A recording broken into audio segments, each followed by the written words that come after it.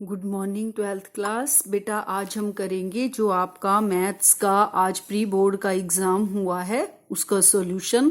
और सबसे पहले हम 1 मार्क्स के क्वेश्चन कर लेते हैं जो आपके 1 से 16 तक के क्वेश्चंस हैं।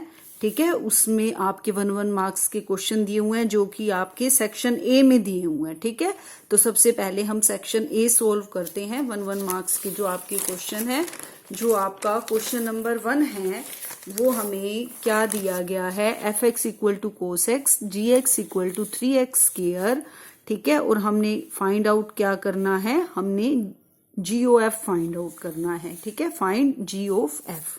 ठीक है, तो जी ऑफ एफ निकालने के लिए हम क्या करेंगे, जी ऑफ एफ एक्स निकालेंगे। ठीक है, तो फंक्शन के साथ वेरिएबल होगा। ठीक है, तो हम जी ऑफ एफ एक्स निकालेंगे। आपको पता है इसको हम ऐसे लिखते हैं, जी ऑफ एफ एक्स।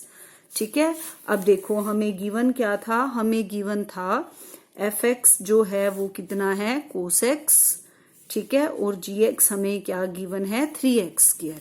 ठीक है, तो अब जी एफ एक्स बन गया यह कंप्लीट, और एफ एक्स हमें दिया हुआ है कोस एक्स, यहां रख दो आप कोस एक्स। ठीक है, अब जी ऑफ एक्स की जगह हमारे पास क्या है, कोस एक्स, इसलिए हम जी एक्स में हमारे पास जहां एक्स है वहां हम क्या रख देंगे, कोस एक्स। ठीक है, तो हमारा क्या निकल जाएगा, जी ऑफ कोस एक्स।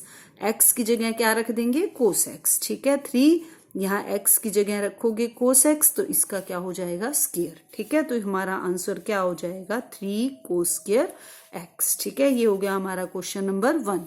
ठीक है, अब हमें जो क्वेश्चन नंबर 2 दिया हुआ है वो क्या दिया हुआ है, the radius of a circle is increasing at the rate of 0.7 centimetre per second.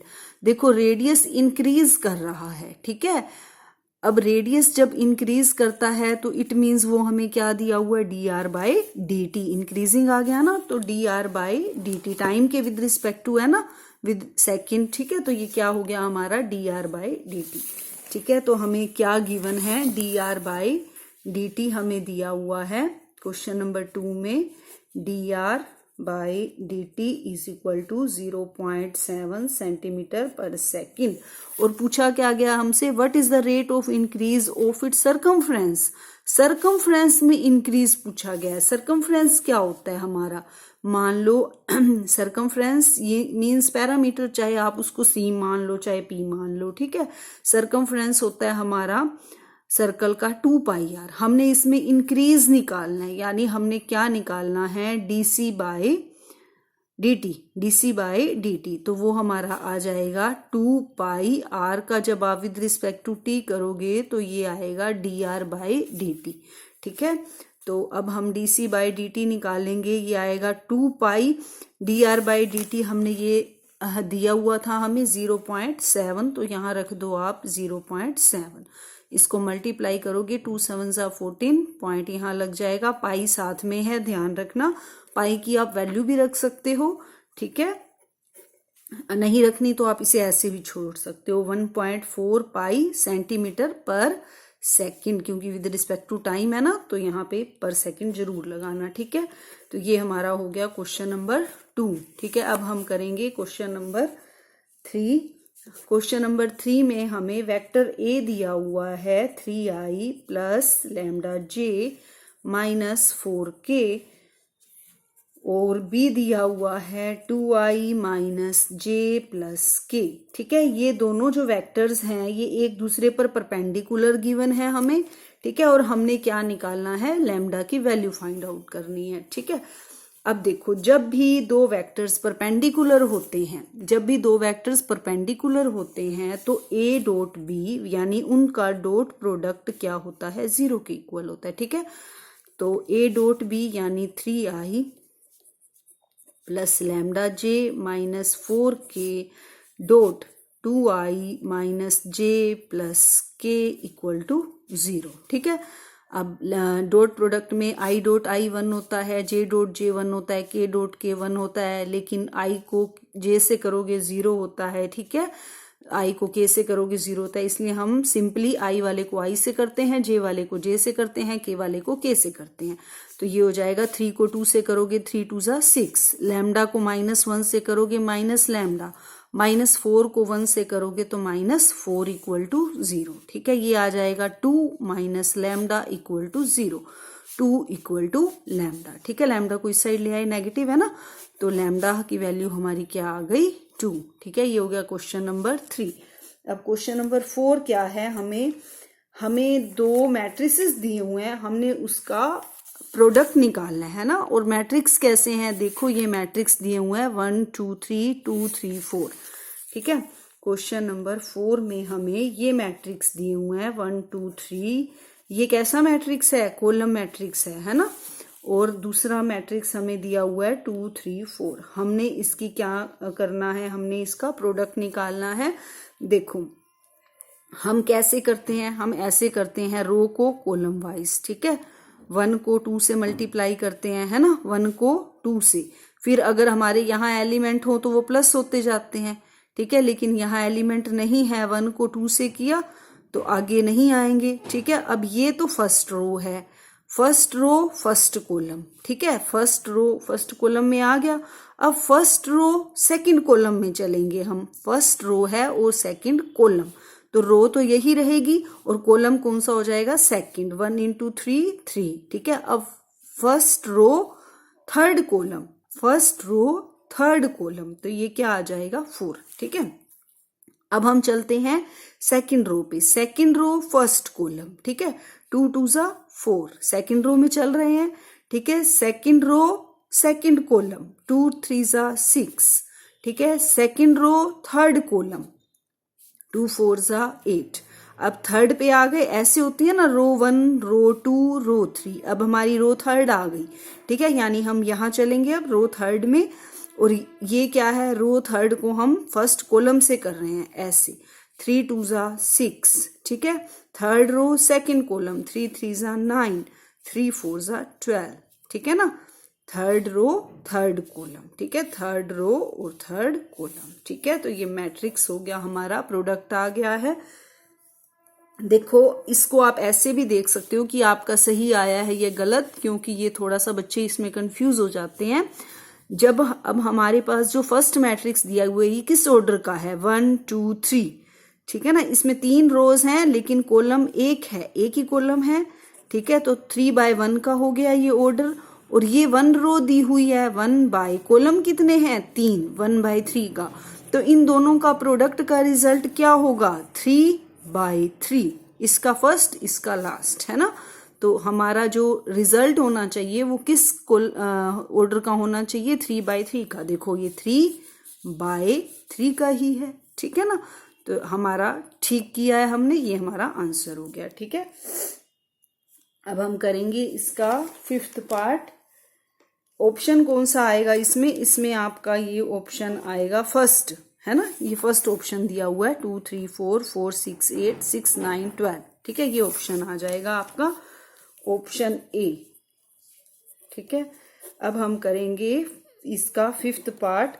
5th part में हमने क्या करना है, फाइंड द वैल्यूज ऑफ के so that the given function is continuous at indicated point.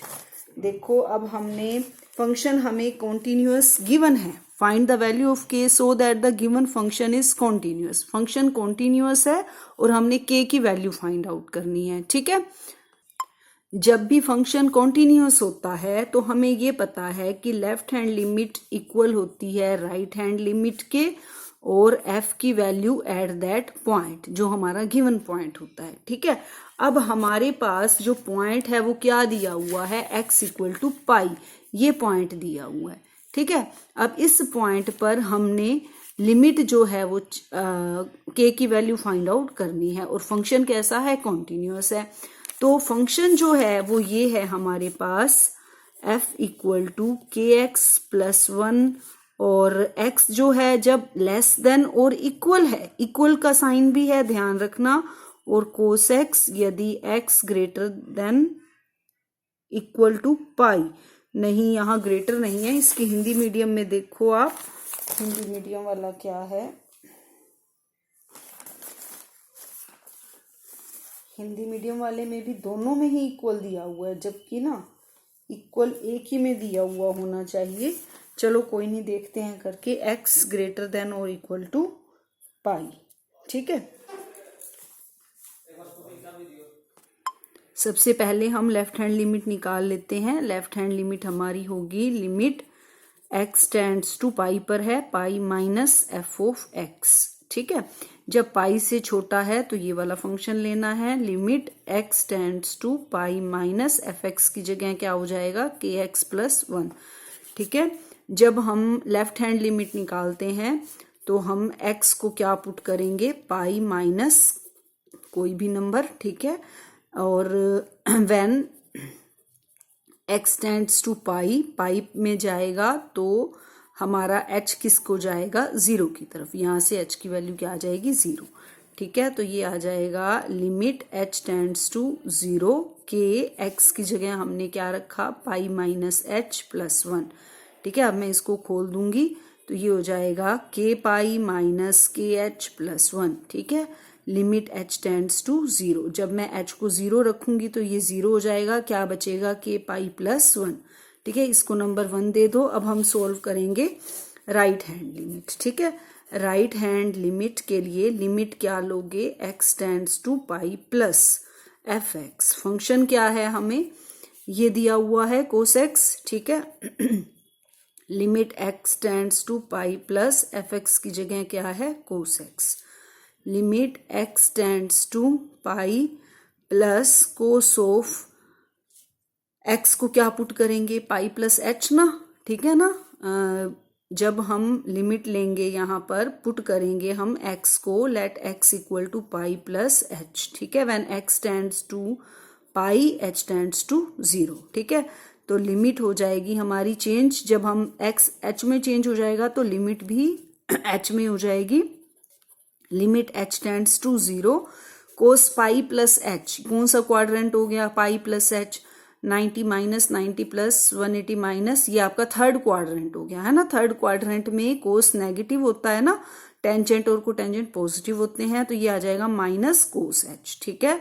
जब h को यहाँ 0 रखोगे तो माइनस कोस 0 यानी कि माइनस के 1, ठीक है। कोस 0 क्या होता है, 1, ठीक है। तो ये हमारी आई है राइट हैंड लिमिट, इसको नंबर 2 दे दो, ठीक है। वैसे तो हम इसको सोल्व करके भी निकाल सकते हैं, अगर हम एफ ए ना भी निकालें तो, यानी एफ ऑफ पाई ना भी निकालें, एफ ऑफ पाई अगर मैं निकालती हूँ तो के पाई प्लस 1 आएगा, वो है ही सही मेरे पास, है ना। और यहां से अगर एफ ऑफ पाई निकालती हूँ तो कोस पाई माइनस 1 आ जाएगा, वो भी यही आएगा, ठीक है। तो उसको निकालने का कोई फायदा नहीं है, सीधा हम left hand limit equal to right hand limit रख देते हैं, ठीक है। तो अब हमारी लेफ्ट हैंड लिमिट आई है के पाई प्लस 1 और राइट हैंड लिमिट आई है -1, ठीक है। तो के पाई इक्वल टू -1 यानी k pi is equal to minus k 2। हमने के की वैल्यू फाइंड आउट करनी थी जो कि आ गई -2 पाई, ठीक है। ये हमारा आंसर हो गया -2 पाई, ठीक है। अब हम करेंगे नेक्स्ट 6th पार्ट। देखो अब इसके 6th पार्ट में हमें क्या दिया हुआ है, find the points at which tangent to the curve.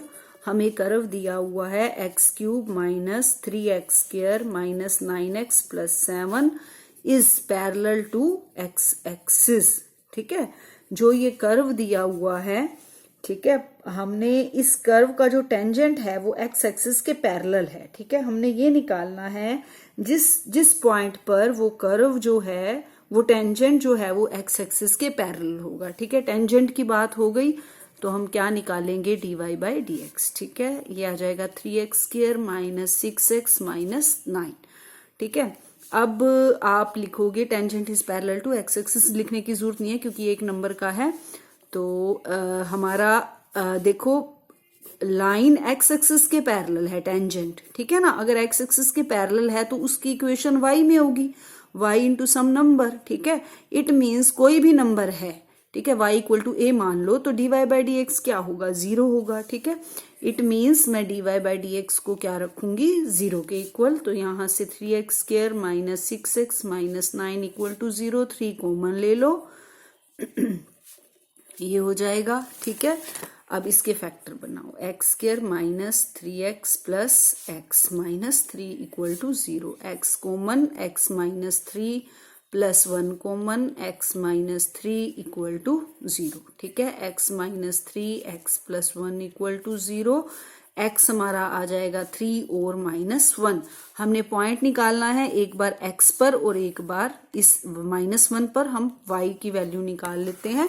y मुझे ये दिया हुआ है, ठीक है। तो when x equal to 3, y हमारा क्या हो जाएगा, यहाँ 3 रख दो, 3 3 जा 9, 3 जा 27 माइनस 3 ये भी 27 हो जाएगा, माइनस ये भी 27 हो जाएगा, प्लस 7। ठीक है, तो अब ये कैंसिल हो गया, 27 से 27 ये आ गया माइनस के 20। ठीक है, तो हमारा पॉइंट एक तो आ गया 3 और -20।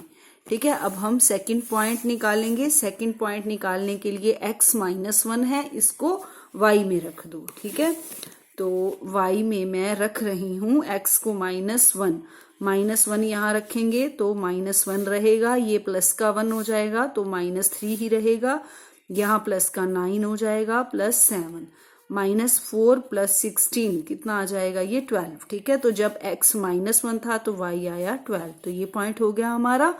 ठीक है, तो अब हमारे इन दो पॉइंट्स पर जो है टेंजेंट वो x एक्सिस के पैरेलल हो जाएगा। ये दो पॉइंट जो है ये आपका आंसर है। ठीक है, तो इसमें देख लो ये आपका कौन सा ऑप्शन दिया हुआ है, -1, 12 और 3, -20, ये आपका ऑप्शन सी है। ठीक है, ऑप्शन सी।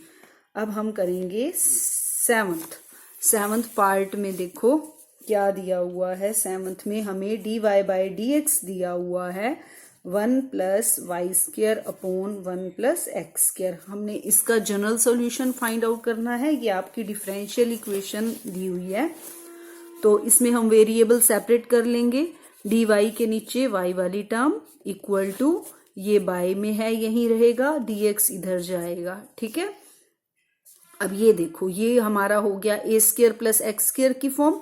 जब हम इसको दोनों तरफ इंटीग्रेट करेंगे तो ये इसकी इंटीग्रेशन हो जाएगी टेंजेंट इनवर्स y और इसकी हो जाएगी टेंजेंट इनवर्स x प्लस में सम कांस्टेंट c। ठीक है, वैसे तो यहीं तक होगा आपका सॉल्यूशन। ठीक है ना, ये आपका क्या हो गया, जनरल डिफरेंशियल इक्वेशन हो गई। ठीक है, ये हो गया आपका 7th पार्ट। अब हम करेंगे 8th पार्ट। 8th पार्ट में हमें क्या दिया हुआ है, 8th पार्ट में हमें PA दिया हुआ है 7/13, PB दिया हुआ है 9/13, PA इंटरसेक्शन B दिया हुआ है 4/13। ठीक है, तो हमने क्या फाइंड आउट करना है, PA/B, वेरी इजी, इसका फॉर्मूला आपको पता ही है, PA इंटरसेक्शन B बाय में PB। ठीक है, तो PA इंटरसेक्शन B क्या है 4/13 बाय PB कितना है 9/13। जब इसको उल्टा करोगे 13 से 13 कैंसिल हो जाएगा, इसका आंसर आ जाएगा आपका 4/9, जो कि है आपका ऑप्शन डी। ठीक है, तो ऑप्शन डी आपका आंसर हो गया। अब है आपका 9th पार्ट। 9th पार्ट में हमें क्या कहा गया है, the probability of obtaining an even prime number when a pair of dice is rolled. देखो probability of obtaining an even prime number, देखो बेटा इवन भी हो और प्राइम भी हो, तो जब हम डाई को रोल करते हैं तो उसमें हमारा जो सैंपल स्पेस होता है वो तो ये होता है 1 2 3 4 5 6। हमने इसमें से प्रोबेबिलिटी निकालनी है इवन प्राइम नंबर की, जो इवन भी हो और प्राइम भी हो। पहले तो इवन देख लो, 2 4 6 हो गए। अब इसमें हम ये देख लेते हैं कि प्राइम कौन सा है। 2 प्राइम है लेकिन 4 प्राइम नहीं है, 6 भी प्राइम नहीं है, तो ओनली इवन प्राइम नंबर हमारे पास क्या है 2 है। ठीक है, तो हमारा इवेंट क्या हो गया 2। ठीक है, हमने प्रोबेबिलिटी इसकी निकालनी है when a pair of dice is rolled. देखो अब यहाँ पर ये ध्यान देना है कि पेयर है डाइस का, यानी 2 डाइस रोल की गई हैं। तो पहले मैं एक डाई का निकाल लेती हूँ। ठीक है, तो PE क्या आ जाएगा, जब आपने एक डाई रोल की है तो हमारा ये 1 हो गया ना, आया 2 है लेकिन है तो ये एक ही केस ना, 2 1 बाय, और टोटल हमारे सैंपल स्पेस कितने हैं 6। ठीक है, ये तो कब हुआ, जब एक डाई रोल की। अब जब हम दूसरी बार डाई, जब पेयर ऑफ डाइस हम रोल करेंगे तो हमने दूसरी डाई का भी केस देखना है। अब यहाँ पर आपने एक बात ध्यान रखनी है कि बेटा जब हमने एक डाई रोल की, पहली डाई रोल की, दूसरी डाई रोल करते हुए पहली डाई वाले इवेंट का सेकंड वाली डाई पर कोई भी इफेक्ट नहीं पड़ा, यानी हमारे जो ये इवेंट्स हैं ये कैसे हैं, इंडिपेंडेंट इवेंट्स है। इंडिपेंडेंट इवेंट है तो इसका जो दूसरा हो जाएगा PEF, यानी जब हम दूसरी डाई का निकालेंगे तो PE.PF हो जाएगा, सेकंड इवेंट मान लिया मैंने, तो वो भी क्या होगा 1/6। ठीक है, तो ये क्या हो जाएगा 1/36, ये आपका आंसर हो जाएगा। ठीक है, तो ये हो गया आपका ऑप्शन डी। ठीक है, ऑप्शन होगा आपका ये डी। ठीक है, अब है हमारे पास, ये हमारा कौन सा था, 9th पार्ट था। अब हम करेंगे 10th पार्ट। देखो अब 10th पार्ट में क्या है, हमें डिग्री बतानी है और डिफरेंशियल इक्वेशन हमें दी हुई है d²y/dx² + 1 + dy/dx का whole square raise to the power 3/2 = 0। देखो बेटा, कोई भी डिफरेंशियल इक्वेशन होती है, सबसे पहले हमने उसकी पावर को सेट करना होता है। जो पावर है वो हमेशा ही होल नंबर होनी चाहिए। ठीक है, तो इसको सेट करने के लिए मैं क्या करूंगी, d²y/dx², इसको इधर ले आएंगे तो ये नेगेटिव हो जाएगा, 1 + dy/dx का whole square raise to the power 3/2। अब इसका जो 2 हटाने के लिए मैं दोनों तरफ क्या कर दूंगी, स्क्वेयरिंग कर देंगे हम। ठीक है, स्क्वेयरिंग बोथ साइड, d²y/dx² का होल स्क्वायर, इसका स्क्वायर करोगे तो ये प्लस हो जाएगा, 1 + dy/dx का होल स्क्वायर, ये 2 कैंसिल हो जाएगा, क्यूब हो जाएगा। अब ये सिंपल बन गई हमारी, ठीक है ना, डिफरेंशियल इक्वेशन हो गई। ठीक है, सिंपली। अब देखो, अब हमने इसका पहले हायर ऑर्डर देखते हैं। डिग्री के लिए पहले क्या देखते हैं, हायर ऑर्डर। अब हायर ऑर्डर इसमें dy/dx ये रहा, ये हुआ ना डबल डेरिवेटिव, तो ऑर्डर तो इसका 2 हो गया, तो मैं इसी की पावर देखूंगी। ठीक है, वो मेरी क्या हो जाएगी, डिग्री। हमारे से ऑर्डर नहीं पूछा गया, हमें ऑर्डर से मतलब नहीं है, लेकिन डिग्री देखने के लिए मुझे पहले हायर ऑर्डर देखना होगा। अब हायर ऑर्डर की जो पावर है वो कितनी है, 2, तो मेरी डिग्री कितनी हो गई, 2। ठीक है, ये हमारा आंसर हो गया। तो इसमें जो है आपकी डिग्री हो जाएगी 2। ठीक है, ये है आपका 10th पार्ट। अब हम करेंगे 11th पार्ट। 11th पार्ट में मुझे ये क्वेश्चन दिया हुआ है, मुझे इसकी वैल्यू निकालनी है। ये आपका इनवर्स ट्रिग्नोमेट्रिक फंक्शन में से है, तो इसकी वैल्यू निकालने के लिए मैं टेंजेंट इनवर्स √3 को x मान लेती हूँ और सेकेंड इनवर्स -2 को y मान लेती हूँ। ठीक है, यहाँ से मेरा टेंजेंट x जो है वो क्या हो जाएगा, √3।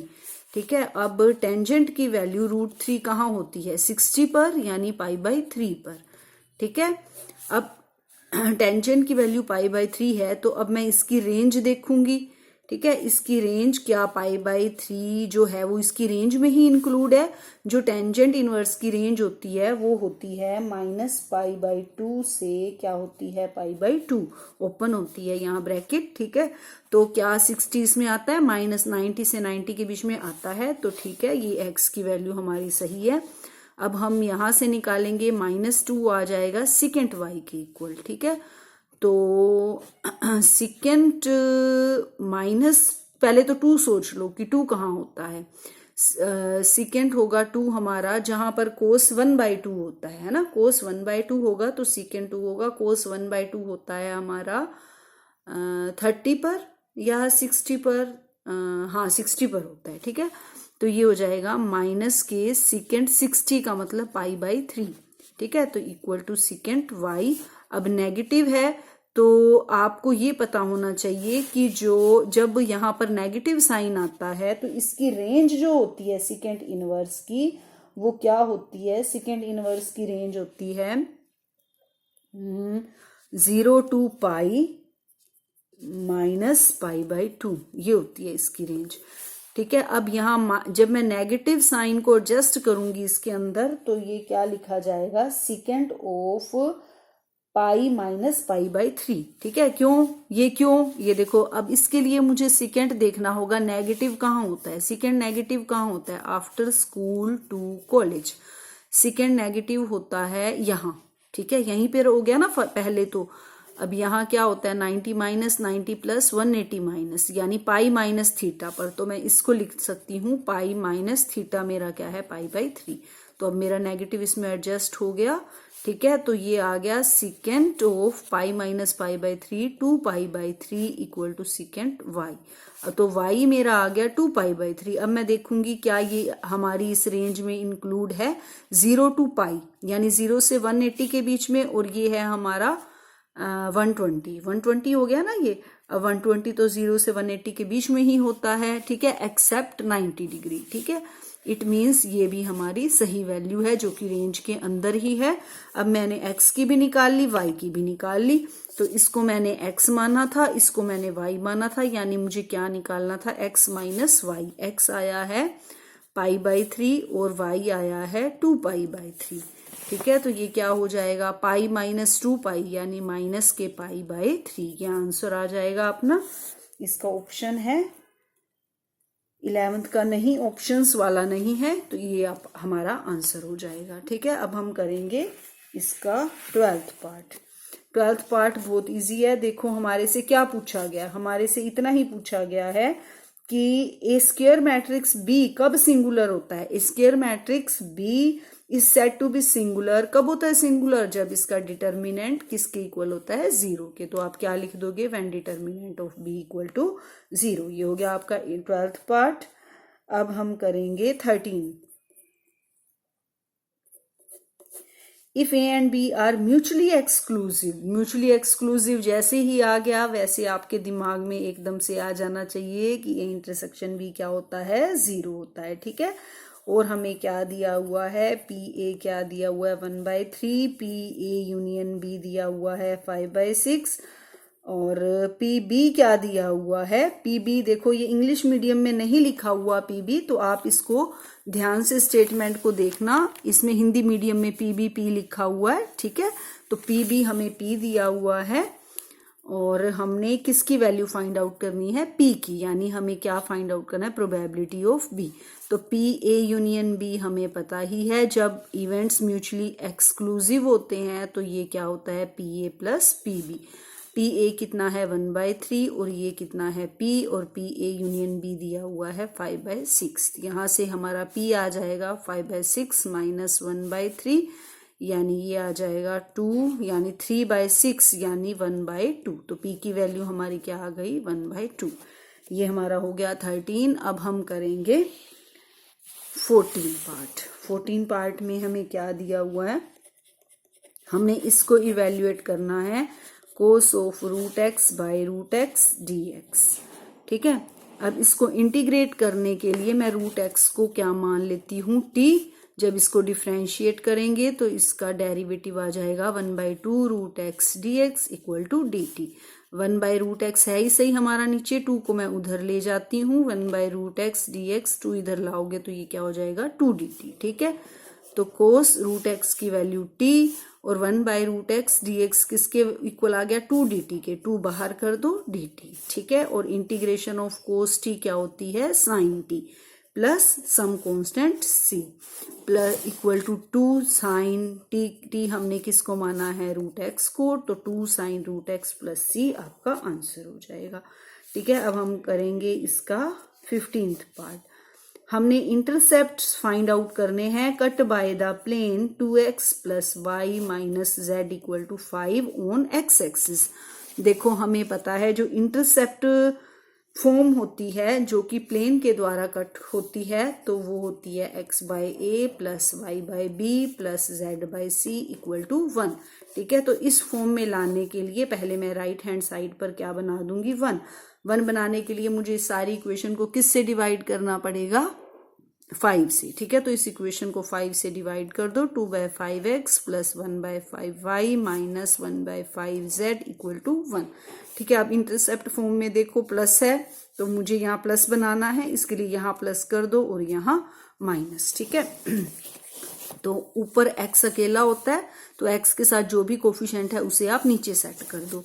ठीक है, x बाई, इसको मैं लिख सकती हूँ 5/2 प्लस 5/1 लिखो या ना लिखो, plus z minus 5/1 equal to 1। अब ये देखो, अब ये दोनों फॉर्म मैच कर रही हैं, तो अब इंटरसेप्ट हमने निकालने हैं।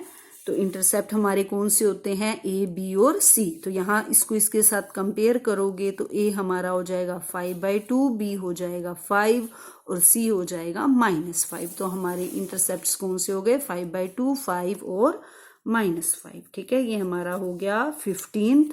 अब हम करेंगे 16 पार्ट में हमें इसको इंटीग्रेट करना है, किसको, sine square x by 1 plus cos x को। ठीक है, अब हम सबसे पहले देखो साइन स्क्वायर x को मैं लिख सकती हूँ 1 माइनस कोस स्क्वायर x। ठीक है, और 1 प्लस कोस x, इस 1 को लिख सकती हूँ मैं 1 का square, a square minus b square को लिख दोगे आप a minus b, a plus b. ठीक है, बाई में 1 plus cos x, 1 plus cos x से 1 प्लस कोस x कट गया, तो अब हमारे पास ये रह गया, मुझे इसको इंटीग्रेट करना है। 1 की इंटीग्रेशन x होती है, कोस x की इंटीग्रेशन साइन x होती है, प्लस सम कांस्टेंट c। ये हमारा हो गया 16 पार्ट। ठीक है, अभी तक हमने क्या कर लिया है, सेक्शन ए हमारा कंप्लीट हो गया है। इसके बाद हम करेंगे सेक्शन बी स्टार्ट, जो कि हमारे 2-2 नंबर वाले क्वेश्चंस हैं। ठीक है, हाँ जी बेटा, अब हम कर रहे हैं सेक्शन बी, यानी 2-2 मार्क्स के क्वेश्चंस। इसमें जो हमें बाइनरी ऑपरेशन दी हुई है वो ऐसे डिफाइन की हुई है, a binary operation b equal to a minus b. हमने ये बताना है कि क्या ये बाइनरी ऑपरेशन कॉम्यूटेटिव या एसोसिएटिव है। तो कॉम्यूटेटिव के लिए क्या होना चाहिए, ए बाइनरी ऑपरेशन बी जो है वो बी बाइनरी ऑपरेशन ए के इक्वल होनी चाहिए। ठीक है, तो मैं देखती हूँ बी बाइनरी ऑपरेशन ए क्या होगी, ए की जगह बी, बी की जगह ए की जगह बी, बी की जगह ए। तो क्या a minus B, B minus A के इक्वल होता है। a को अगर मैं 3 मान लूं और b को 1 मान लूं, a को अगर मैं 3 मान लूं, b को 1 मान लूं, तो 3 माइनस 1 2, और सेकंड में 1 माइनस 3 माइनस 2, क्या ये दोनों इक्वल हुए, नहीं ना। तो it means a binary operation b नहीं होता इक्वल किसके, b बाइनरी ऑपरेशन a के। देयरफॉर आप क्या लिखोगे कि binary operation is not commutative. ठीक है, अब हमने क्या देखना है, एसोसिएटिव। एसोसिएटिव में हम क्या देखते हैं, A binary operation B binary operation C, बस इसमें ब्रैकेट्स में ही चेंज है, एक बार इन दोनों पे लगा दो और एक बार इन दोनों पे लगा दो। ठीक है, ये देखना है, अगर ये दोनों इक्वल होंगे तो हमारा बाइनरी ऑपरेशन क्या हो जाएगा, एसोसिएटिव हो जाएगा। ये एसोसिएटिविटी के लिए है। तो A binary operation B binary operation C, यानी मैं लेफ्ट हैंड साइड सोल्व कर लेती हूँ। A binary operation B binary operation C क्या हो जाएगा, ये डिफाइन ऐसे किया हुआ है, तो ए की जगह बी, बी की जगह सी है मेरे पास, तो ये रिजल्ट आ जाएगा बी माइनस सी। ठीक है, ध्यान से देखो, अगर a binary operation b a minus b है तो बी बाइनरी ऑपरेशन सी मुझे चाहिए, ए की जगह बी, बी की जगह सी, ए की जगह बी, बी की जगह सी, ये आ गया। ठीक है, तो मैंने बी बाइनरी ऑपरेशन की जगह सी की जगह लिख दिया बी माइनस सी। ठीक है, अब A binary operation B minus C, यानी ए की जगह तो ए ही है, ठीक है, और बी की जगह अब है हमारे पास बी माइनस सी। इसको खोलेंगे, इसको देखकर ए की जगह ए माइनस बी की जगह बी माइनस सी, तो ये हो जाएगा ए माइनस बी प्लस सी। ठीक है, ए माइनस बी प्लस सी, इसको नंबर 1 दे दो। अब मैं इसको राइट हैंड साइड यानी ए बाइनरी ऑपरेशन बी को पहले सोल्व करूंगी, ठीक है, फिर सी के साथ। अब ए बाइनरी ऑपरेशन बी तो हमारे पास है ही ए माइनस बी, ठीक है। अब इसका किसके साथ करेंगे, सी के साथ। ए बाइनरी ऑपरेशन बी है ए माइनस बी, अब ए की जगह है ए माइनस बी और बी की जगह है सी। ए की जगह है ए माइनस बी और बी की जगह है सी, ठीक है। तो रिजल्ट क्या आया, ए माइनस बी माइनस सी। क्या ये दोनों इक्वल है, नहीं है इक्वल। इसका मतलब हमारी जो बाइनरी ऑपरेशन है वो एसोसिएटिव नहीं है, नॉट एसोसिएटिव। तो ना तो ये एसोसिएटिव है और ना ही ये कॉम्यूटेटिव है। ठीक है, अब ये हमारा हो गया क्वेश्चन नंबर 2। अब हम करेंगे क्वेश्चन नंबर 3। क्वेश्चन नंबर 3 में क्या है, sign inverse 8/17 plus sign inverse 3/5, मैंने प्रूव करना है इसको टेंजेंट इनवर्स 77/36 के इक्वल। ठीक है, तो पहले मैं लेफ्ट हैंड साइड लूंगी। लेफ्ट हैंड साइड में इसको मैं x मान लेती हूँ और इसको y मान लेती हूँ। ठीक है, आप लिख लेना let sine inverse 8/17 equal to x and sine inverse 3/5 equal to y। यहां से हमारा 8/17 आ जाएगा साइन x और 3/5 आ जाएगा साइन y। ठीक है, तो अब हम कोस x निकालेंगे। यहां से कोस x क्या होगा, क्योंकि टेंजेंट में लेके आना है ना, तो साइन वाई कोस क्या होता है, टेंजेंट, इसीलिए मैं क्या निकाल रही हूँ, कोस एक्स। कोस एक्स होता है √1 माइनस साइन स्क्वायर एक्स, ये होता है ना, तो √1 माइनस साइन स्क्वायर यानी 64/17 का स्क्वायर होता है 289 इक्वल टू √289 माइनस 64/289। ये अपना हो जाएगा 9 में से 4 गए 5, 8 में से 6 गए 2, 225/289। 225 का रूट होता है 15 और 289 का होता है 17। तो कोस एक्स तो हो गया हमारे पास 15/17। अब हम कोस वाई निकाल लेते हैं। कोस वाई यानी √1 माइनस साइन स्क्वायर वाई, यानी √1 माइनस साइन स्क्वायर वाई यानी 9/25। ठीक है, 25 माइनस 9 16/25 यानी 4/5। ठीक है, कोस 5y क्या आ गया, 4/5। कोस y क्या आ गया, 4/5। तो अब मुझे टेंजेंट x और टेंजेंट y निकाल लेते हैं हम। ठीक है, तो टेंजेंट x होगा sine x by cos x। Sine x की वैल्यू कितनी है, 8/17 और बाय में कोस x निकाला है मैंने 15/17। 17 से 17 कट जाएगा, 8/15 आ जाएगा। अब मैं निकालूंगी टेंजेंट y। टेंजेंट y क्या होता है, टेंजेंट y होता है sine y by cos y। Sine y कितना है 3/5 और कोस y कितना है 4/5। 5 से 5 कट जाएगा, 3/4। ठीक है, तो अब मैं टेंजेंट वाला कौन सा फॉर्मूला लगाऊं, टेंजेंट x प्लस वाई। ठीक है, tangent x plus tangent y by 1 minus tangent x into tangent y।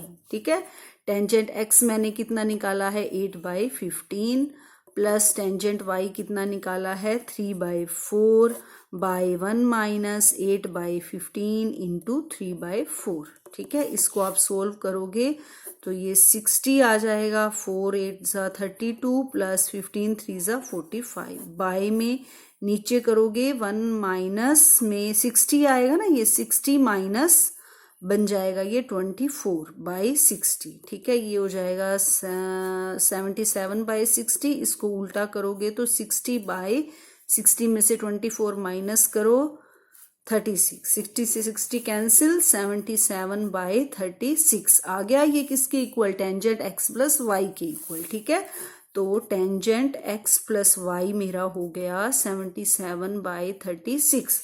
अब x मैंने किसको माना था, यहां से x प्लस वाई क्या आ जाएगा, टेंजेंट इनवर्स 77/36।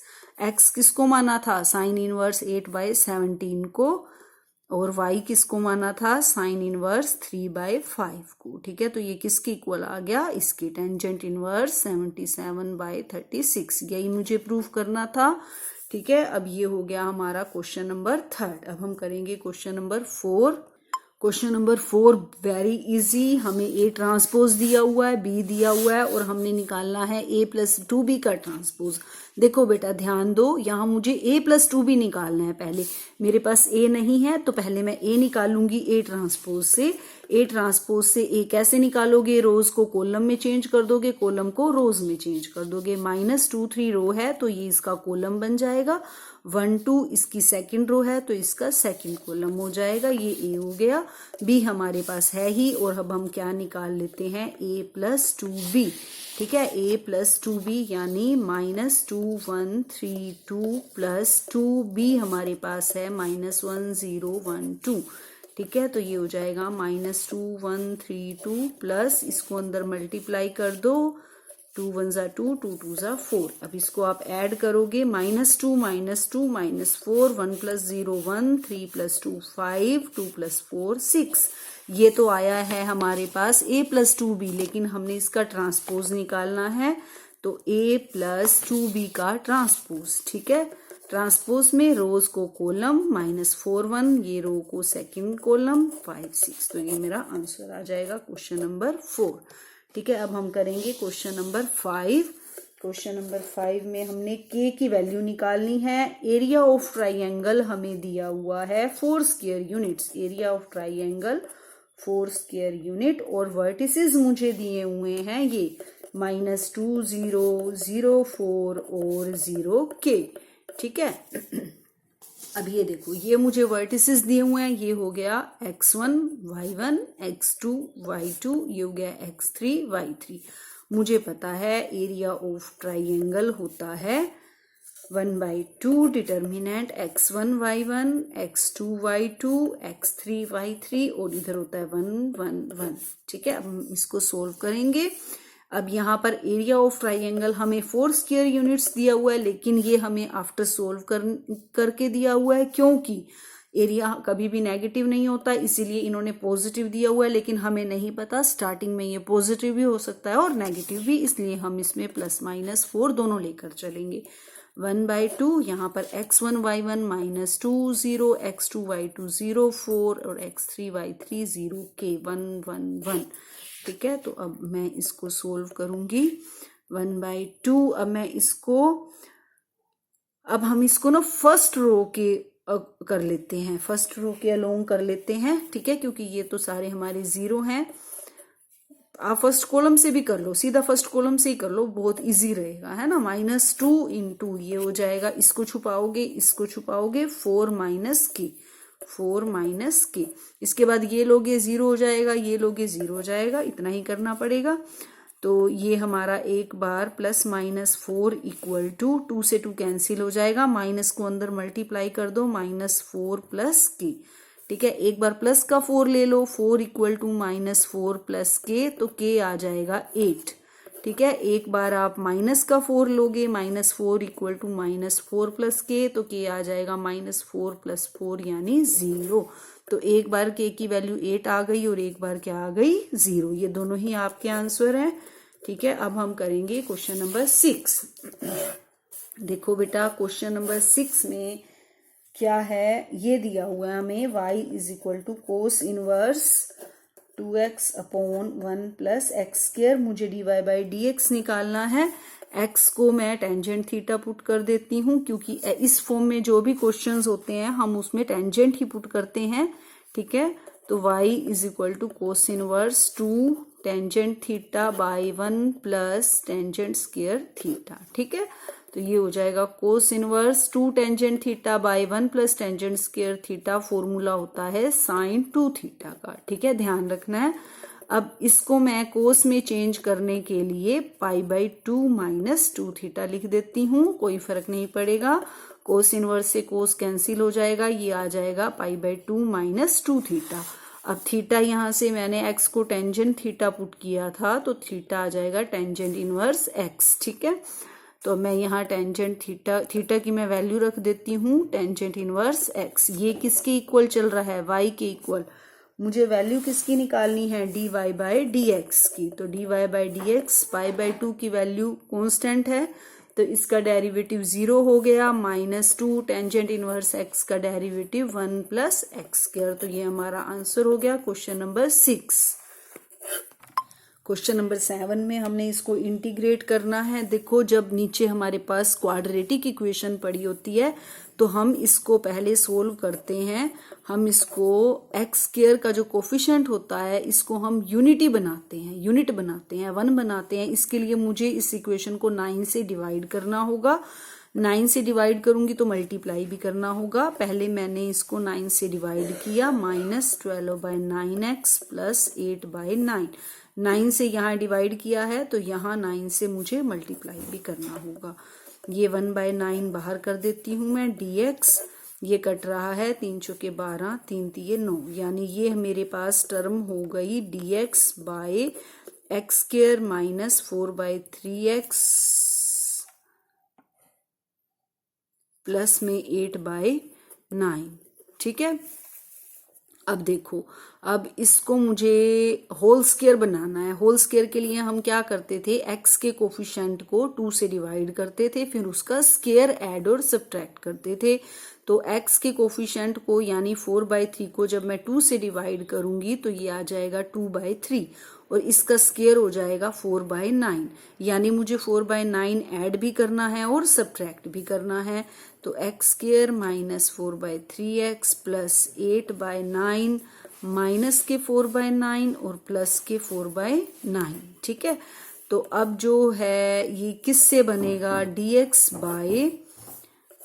dx बाय अब ये देखो, ये वाली टर्म इसके साथ हमें पॉजिटिव लेनी होगी क्योंकि यहाँ नेगेटिव है, तो मैं प्लस का 4/9 ले लेती हूँ। अब इन तीनों टर्म्स को जब हम इकट्ठा रखेंगे तो ये हो जाएगा x माइनस 2/3 का होल स्क्वायर। चेक कर लो इसको खोल के, x square plus 4/9 minus 2ab जब करोगे तो ये आ जाएगा माइनस के 4x/3। ठीक है, और बचा क्या, ये दो टर्म्स, तो ये हो जाएंगी हमारी प्लस के 4/9। ठीक है, तो मैं इसको दूसरे पेज पे सोल्व कर देती हूँ। तो अब ये हो जाएगा dx बाय एक्स माइनस 2/3 का स्क्वायर, 4/9 को मैं लिख दूंगी 2/3 का स्क्वायर। अब ये किस फॉर्म का बन गया, x square plus a square. X square जब हमारे पास ऐसे होता है x square plus a square या a square plus x square, तो इसकी इंटीग्रेशन होती है 1/a tangent inverse x by a plus some constant c। ठीक है, तो अब 1/9 तो मेरा बाहर चल ही रहा है, इसकी इंटीग्रेशन हो जाएगी 1/a, a की जगह है 2/3 tangent inverse x by a, x की जगह है x माइनस 2/3 बाय a की जगह 2/3। ठीक है, प्लस सम कांस्टेंट c। ठीक है, अब मैं इसको सोल्व करूंगी, 1/9 ये ऊपर चला जाएगा, 3/2 टेंजेंट इनवर्स, इसको सोल्व करोगे तो 3x माइनस 2/3, इसको ऊपर ले जाओगे तो मल्टीप्लाई 3/2, 3 से 3 कैंसिल हो जाएगा। ठीक है, 1/9 3/2 टेंजेंट इनवर्स 3x माइनस 2/2 ये बचा। अब ये कट रहा है, 3 3 जा 9, तो जब इसको अंदर लेकर जाओगे तो ये हो जाएगा 1/6 tangent inverse 3x minus 2/2 plus c। ये आपका आंसर हो जाएगा। अब हम करते हैं नेक्स्ट क्वेश्चन। हाँ जी, सॉरी, जो अभी हमने क्वेश्चन किया है 7th जिसको मैंने लिख दिया वो क्वेश्चन नंबर 8 है, क्वेश्चन नंबर 7 रह गया हमारा। तो अब हम करेंगे क्वेश्चन नंबर 7। क्वेश्चन नंबर 7 में हमें क्या दिया हुआ है, x दिया हुआ है a cos theta plus theta sine theta, और y हमें दिया हुआ है a sine theta minus theta cos theta, और हमने क्या फाइंड आउट करना है, dy बाई dx। यहाँ से हमारा क्या आएगा, dx by d theta. a cos theta का डेरिवेटिव माइनस साइन थीटा, इसको प्रोडक्ट रूल से करोगे, theta as such derivative of sine theta cos theta plus sine theta as such derivative of theta 1। ठीक है, क्योंकि विद रिस्पेक्ट टू क्या है, theta. ठीक है, अब हम निकालेंगे dy by d theta. dy by d theta आ जाएगा a साइन थीटा का derivative cos theta minus bracket लगा दो क्योंकि बाहर माइनस है, theta as such cos theta का डेरिवेटिव माइनस में sine theta plus cos theta as such derivative of theta 1। ठीक है, जब मैं इसको खोलूंगी तो ये हो जाएगा कोस theta plus theta sine theta minus cos theta, ये कैंसिल हो जाएगा, ये आ जाएगा a थीटा साइन थीटा। ठीक है, इधर से dx बाई डी थीटा में भी साइन थीटा कैंसिल हो रहा है, a थीटा कोस थीटा। ठीक है, हमने निकालना क्या है, dy बाई डी एक्स। तो dy बाई डी एक्स को मैं लिख सकती हूँ dy by d theta into d theta by d x.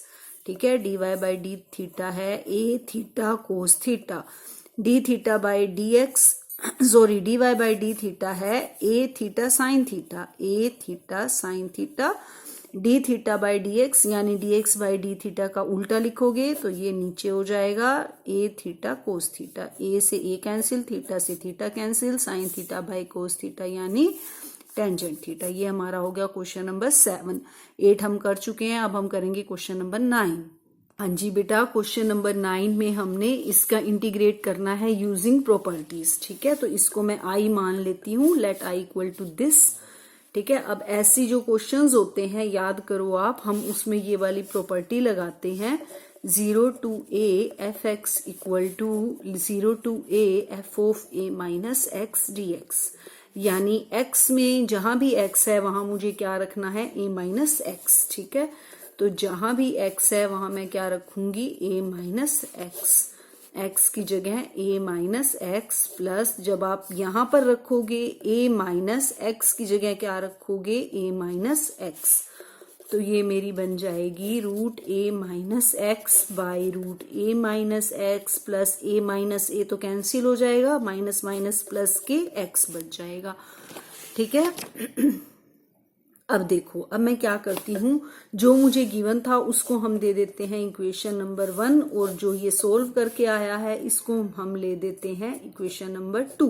अब मैं इन दोनों को ऐड कर देती हूँ, ये भी i के इक्वल है, ये भी i के इक्वल है, तो adding 1 and 2 2i equal to 0 to a root x by root x plus root a minus x को ऐड करना है 0 to a root a minus x by root a minus x plus root x के साथ, दोनों में 0 to a आ रहा है। ठीक है, dx लिख दो साथ में।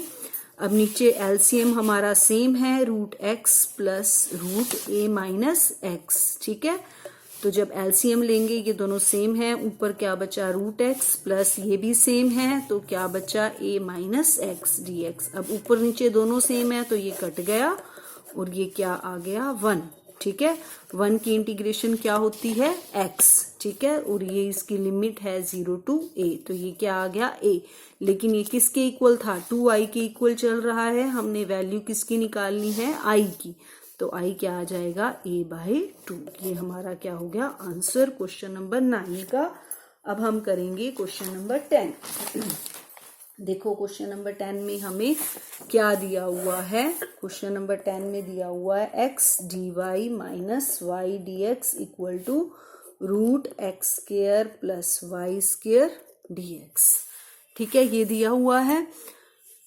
अब इसको मुझे, ये डिफरेंशियल इक्वेशन दी हुई है, इसको मैं कैसे सोल्व करूंगी, ये dx वाले इकट्ठे कर लो आप। ठीक है, dy एक ही है, इसको यहाँ रख लो, root x square plus y square dx plus y dx।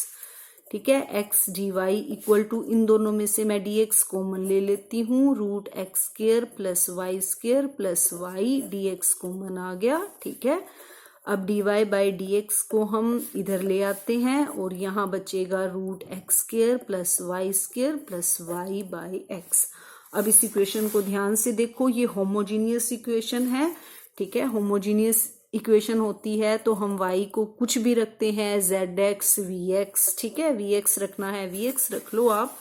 तो अब हम यहाँ से dy बाई डी एक्स निकालेंगे, v एज सच x का derivative 1 plus x as such derivative of v का with respect to x dv by d x. Equation number 1 में रख दो values, dy by d x की हो जाएगी v plus x dv by d x equal to root x square plus y की value v x, उसका square है तो ये हो जाएगी we square x square plus y की वैल्यू क्या है वी एक्स बाई में एक्स। ठीक है, अब यहाँ से आप एक्स स्क्वेयर कॉमन ले लो, अंदर आएगा 1 प्लस वी स्क्वेयर, प्लस में हमारा क्या है वाई की जगह वी एक्स। ठीक है, बाई में एक्स। ठीक है, एक्स स्क्वेयर रूट से बाहर निकालोगे तो एक्स आ जाएगा, root 1 plus v square plus v x by x. ठीक है, एक्स कॉमन ले लोगे आप तो वो कट जाएगा, कॉमन लेके नीचे से कट जाएगा और ऊपर बचेगा root 1 plus v square plus v. ठीक है, और इधर हमारे पास लेफ्ट साइड है v plus x d v by d x. v देखो लेफ्ट साइड में भी है और राइट साइड में, इधर लेकर आओगे तो ये माइनस होकर कट जाएगा। तो बचा क्या, x dv by dx equal to √1 plus v square. ठीक है, अब वेरिएबल सेपरेबल करो, v के साथ v वाली टर्म, ठीक है, dx को इधर ले आओ और x को भी इधर, वेरिएबल सेपरेबल हो गए। अब हम क्या करेंगे, इंटीग्रेटिंग बोथ साइड्स। ठीक है, इंटीग्रेट करोगे तो इसके इंटीग्रेशन ये किस फॉर्म का है, ये है dx अपॉन ए स्क्वायर प्लस एक्स स्क्वायर का रूट है ना, ध्यान रखना। तो इसकी इंटीग्रेशन होती है log x plus root x square plus a square. ठीक है, तो यहाँ पे अब मैं रखूंगी तो ये आ जाएगा इंटीग्रेशन हट जाएगी, log x की जगह क्या है v plus root v square plus a square यानी 1। ठीक है ना, v plus root v square plus a, तो हमारा 1 ही है, 1 का स्क्वायर यानी 1 इक्वल टू log x। अब मैं इसी को log में चेंज कर देती हूँ क्योंकि मेरे पास सभी फंक्शन किस में आ रहे हैं, log में आ रहे हैं। ठीक है, यहाँ पे आप c1 कर दो, c1 को मैंने अब क्या ले लिया, log c। ठीक है, log v की वैल्यू पुट कर दो, v मुझे क्या था, y मैंने vx माना था, तो यहाँ से v क्या होगा, y बाय x। तो जहां जहां v है वहां रख दो आप y by x plus y square by x square plus 1 log a plus log b log a into b। ठीक है, तो अब इसको हम सोल्व करेंगे, log y by x plus, इसको मैं एलसीएम ले लेती हूँ, log y by x plus अंदर सोल्व करो पहले, y square plus x square by x square equal to log cx। ठीक है, तो ये हो जाएगा log y by x plus root y square plus x square का रूट x हो जाएगा इक्वल टू log cx। अब x एलसीएम लोगे तो y plus root y square plus x square equal to log cx। ठीक है, तो अब मेरा log से log कैंसिल हो जाएगा। ठीक है, तो ये क्या बचेगा हमारे पास, ये रह जाएगा हमारे पास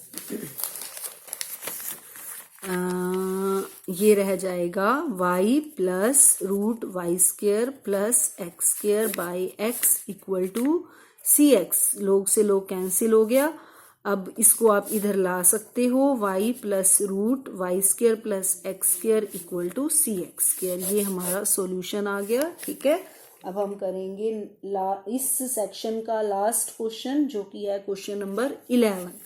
ठीक है, हाँ जी बेटा, 11th क्वेश्चन इस सेक्शन का है। वो हमें क्या दिया हुआ है, probability of solving specific problem independently by A B and C. A B और सी दोनों प्रॉब्लम, तीनों जो है वो प्रॉब्लम को सोल्व करने की इंडिपेंडेंटली, ठीक है, इंडिपेंडेंट इवेंट्स हैं, ध्यान रखना है। तो उनकी जो प्रोबेबिलिटी है किसी प्रॉब्लम को सोल्व करने की वो क्या है, 1/2, 1/3 and 1/4। It means probability of A to solve a problem is equal to 1/2, probability of B 1/3, probability of C equal to 1/4। If they all try to solve the problem independently, find the probability that the problem is solved। देखो problem solve हो जानी चाहिए, ठीक है, हमने ये निकालना है। देखो अब इसके कितने केसेस बन सकते हैं। अब इसमें केसेस ये भी हमें प्रॉब्लम को सोल्व करना है, चाहे वो किसी भी तरीके से हो जाए। ये भी हो सकता है कि ए सोल्व कर ले और बाकी दोनों सोल्व ना करें, ये भी हो सकता है बी सोल्व कर ले, ये ए और सी सोल्व ना करें, ये हो सकता है कि सी सोल्व कर ले, ए और बी ना करें। ठीक है ना, ऐसे केस हो सकते हैं। या फिर ये भी हो सकता है कि दो सोल्व कर लें, तीसरा ना सोल्व करे, जैसे ए और बी सोल्व कर लें, सी ना करे। ठीक है, बी और सी कर लें, ए ना करे, ए और सी कर ले और बी ना करे। ठीक है, अब इतने सारे केसेस, या फिर तीनों ही सोल्व कर लें, ये भी हो सकता है।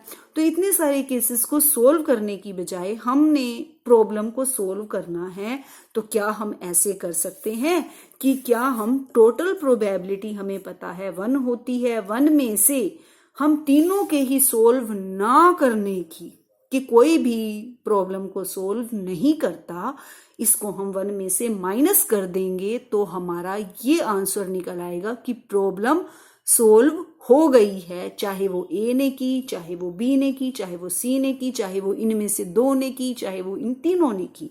ठीक है, तो प्रॉब्लम ऑफ एटलीस्ट हो गया इसमें कि चाहे कम से कम एक ने तो की है ना, तो इसको हम लिखेंगे P A union B union C.